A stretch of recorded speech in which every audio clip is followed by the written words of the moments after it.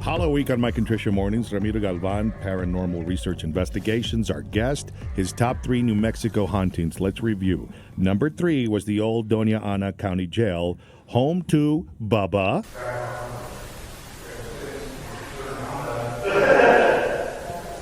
And Mary. Number 2 was the Double Eagle Restaurant, home to a lot of ghostesses that you've heard about before, and one that you may not. And you think that her name is Alicia? Yeah, the lady I was working with, again, that's the name she kept picking up was Alicia. Who, by the way, is not 10, is 12, my friend. That's right. She's 12. Get it right. That's right. And that brings us to your number 1 most active New Mexico investigation, Roy's Gift Gallery in Carizozo. Carizozo. Yes, yeah. I'm sorry. Did I misspell it there? No, I mispronounced it here. So why is this your number 1 most active investigation? Well, it's a small town. Population around 910 based on the last census. And you drive, many people take the back road to go to Colorado. They take 54, and they drive through that town. They may stop there for gas, stop at the store to go to the bathroom or get snacks. But many people drive by and don't realize that this Roy's Gift Gallery is there on that road. And I happened to be in Carizozo as part of my job doing work there, and I saw this place, and I'm like, oh, wow, that's curious. Man, maybe I'll get some ice cream afterwards. So I parked my vehicle next to the building, got out, and all of a sudden, I just started looking up at the second floor. I felt like there was somebody up there looking at me. I just didn't see anything, but I just got this intense feeling. So when I walked into the store, and I said, oh, I'm going to try some of your ice cream. By the way, this is what I felt out there. And the guy looked at me and goes, that's not unusual. Mind you, I've never been to this place. He says, that's not unusual. He goes, we get people that see a woman standing up there all the time. And I'm like, oh, well, can we talk? And so that led to the investigation where we got to spend the night there. And it started off as a drugstore in 1909, and then they added a hospital in 1917 as a second floor. Hospital. There it is, the hospital. And the whole building is actually made out of adobe, but then it's got a brick facade. So the story that the people who run it right now are saying that they would hear voices, footsteps on the second floor, that kind of stuff.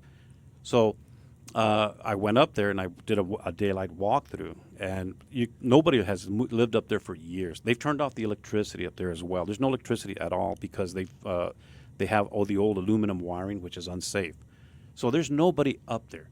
So we got to spend the night there, and I'm going to tell you what we recorded, what was filmed in there, I still cannot figure it out. I mean, no matter how I try to wrap my brain around it. Yeah, you can't explain it. Can't do it. Here's a clip that is labeled Exodus. Apparently you guys went on a break. Yes, we left. What we typically do is we'll go investigate. We'll do it about an hour or two, and we take a break. We'll walk out, leave the building, and lock it up, and leave the equipment running because we feel that we've gone in there, we've kind of stirred things up. Mm-hmm. Now let's give them a chance to kind of reorganize. Okay. Well, this one, it sounds like they were exasperated with you guys being there. Listen. And that was recorded on the second floor in a small kitchen area where they have seen a woman dressed like a nurse. Yeah. Well, she sounds like she was all nonsense. She was all like FML. Exactly. Listen.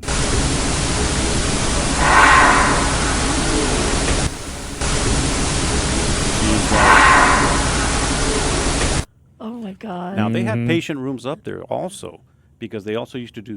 They had 2 surgery rooms up there, so they had recovery rooms after that, and they had other patient rooms. So the kitchen area where this was recorded was where all the patients would ring from their rooms, and it would ring in this kitchen area. So whatever they needed, the nurse that was stationed there would have to respond, no matter what time of day. How many nurses haven't had it up to here with patients ringing them? I was going to say. That totally explains the size. I love that. Okay, here's another clip. This is Roy's Gift Gallery in Carizozo. Correct. It's a National Historic Landmark, by the way, so don't just drive through there and grab your burger and go. Right. Pay this place a visit. This one is a little more visual than it is an audio kind of thing, because you almost have to see the reaction of the investigator. to what you're about to hear. Oh yeah, yeah. That would be when we were on the second floor, and we're filming, and I'm down the hallway. We've actually got a temperature. It's called a melmeter, which measures temperature, ambient air temperature, and EMF fields. And whatever was there started changing the temperature on us. I mean, we were like, okay, can you change it to this? And it would do that. And so you're going to hear the clip, and there's a certain point in the video where I think you labeled her Denise, where Yes. she steps partly into a room and then just jumps out of there.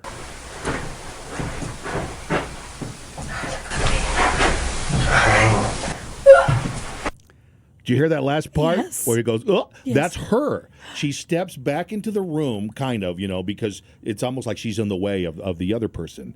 And when she steps into a room, she jumps out of there, makes that little noise, jumps out of there, and runs down the hallway. Oh my gosh. Yeah, and it's interesting. Like I said, it's more of a visual thing. Ruben Barraza, one of our investigators, was setting up a camera up there. Mind you, it's pitch dark. And Denise, Charlene, she joined us. That was her very first investigation.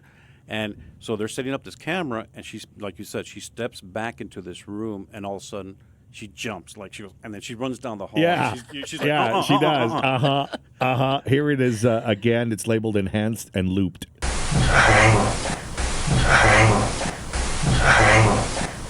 And I don't know what that was, but that was the sound right before you hear her go, ah, Yeah. and she runs. Did she ever explain to you what happened? She said that she just heard somebody and felt somebody right behind her. Oh man. Now, to me, that sounds like somebody's going, hi. Sorta. Let's hear that again. That's right. That's right. You hear hi. I don't know where that's from. That must be somebody talking. No. Or was that Frankenstein? Don't know who that was, I'll be honest with you. There could be two people. There could have been two of them. Listen. And then here's the original.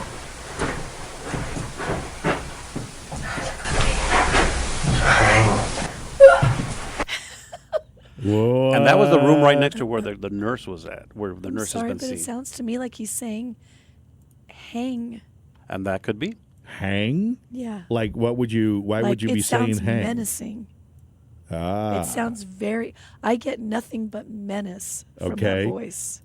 All right, here's another again from Roy's Gift Shop in Carizoso.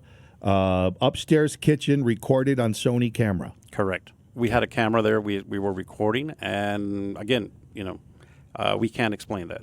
Okay. Feel free to go ahead and speak into any devices that we have.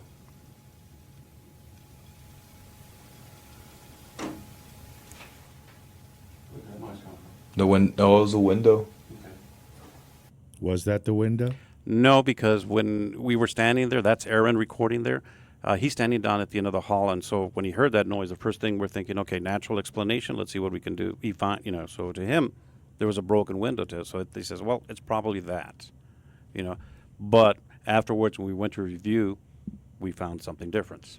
Feel free to go ahead and speak into any devices that we have.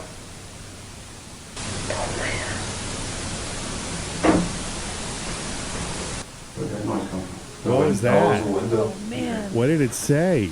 You know what? I'm kind of, the jury is still out on that one, but it sounds like a female voice to me. It totally is. It's totally Feel a free to whisper go of ahead and something. speak into any devices Here it that is. we have. I'm enhancing it. See, and that's the same, It was a window. except that audio is from a digital audio recorder. The other one was from the camera that they were using to film. So Play the it camera again. didn't pick it up, but the audio recorder.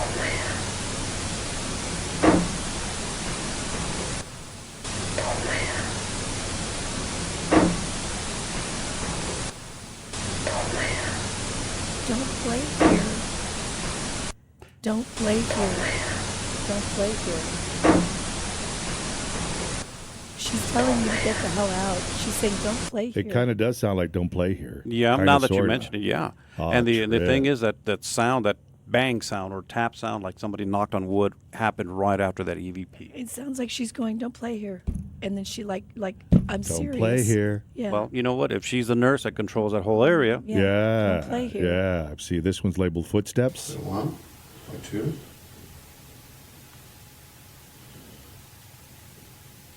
You hear those footsteps? Yeah. Look. Hear that? 3 footsteps. Did we hear footsteps? Let me play this one. 1 or 2. There they are. You hear those footsteps? Yeah. And again, this is the difference between the camera audio, which is the first you heard, and the second was a digital recorder. Correct. Recorders tend to catch more than cameras do. Right. that's correct. Yeah, As well, audio-wise. correct. That one, the entire night we were there, we would hear footsteps, always 5 footsteps, and it was always on the second floor. And we were down around the midsection of that hallway on the second floor, and we would hear the footsteps walking toward us. Oh God. But when we would look down, there's nobody there. Oh, man. And here's the final one. This is labeled basement EVP. Oh yeah, that one. Before you play that one, I have to tell you a little bit of background on that. Okay. So we're walking. They tell us they have a basement. So they have like Adam's family. They have this trap door that creaks open, and you walk down these wooden steps, and everything's creaking. And they have a basement that was dug out, and there's boards there that hold up the retaining walls, and they still have the old pharmacy stuff in there. They still have prescriptions. They have old medicine, that kind of thing, and so she's telling us as we're walking down the stairs, she's saying, "Oh yeah, they used to hold." Oh, sorry, that was my snorting there. I'm not sure. I'm getting a little overly excited here. All right, let me mark that. After he said pharmaceuticals, you noticed he snorted, He snorted. oh, yeah. Sorry, a little Freudian slip there.